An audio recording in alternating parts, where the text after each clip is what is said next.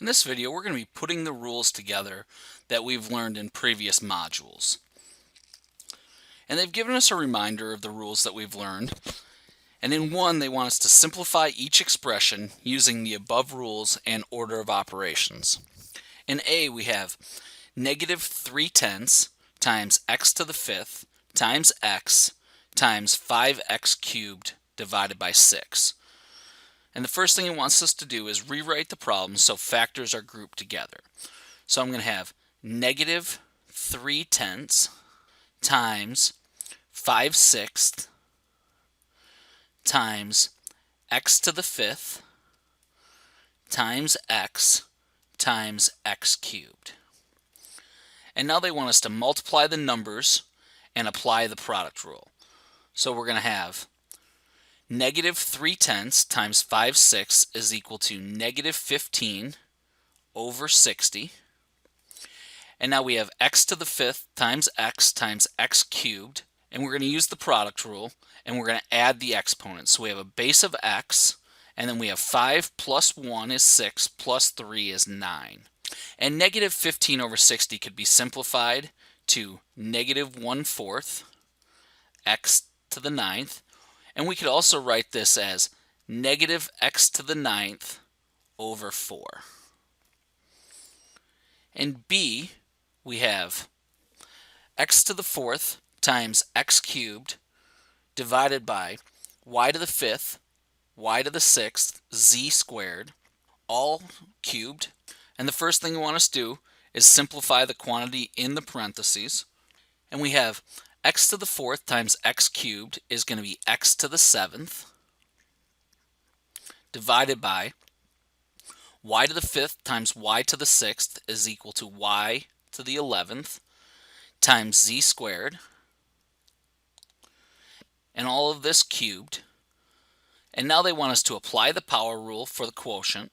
So we're going to have x to the seventh cubed divided by y to the 11th cubed times z squared cubed. And this is equal to x to the 21st power divided by y to the 33rd power and z to the 6th power. In C, we have negative 6 times x squared times y cubed divided by z to the fourth, all squared, times x cubed y to the seventh divided by 4z to the 10th. And the first thing it wants us to do is apply the power rule for a quotient to the first factor. So we're going to square everything in the parentheses, and we have negative 6 squared is equal to 36.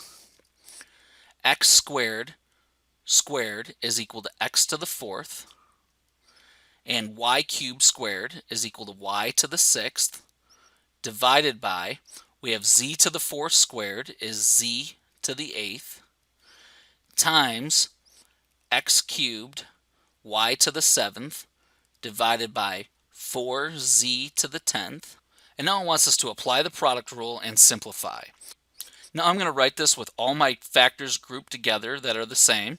So I'm going to have 36 times x to the fourth times x cubed times y to the sixth times y to the seventh divided by 4 z to the eighth and z to the 10th. And this is equal to 36 over 4 can be reduced to 9 over 1, so I have a 9 in the numerator.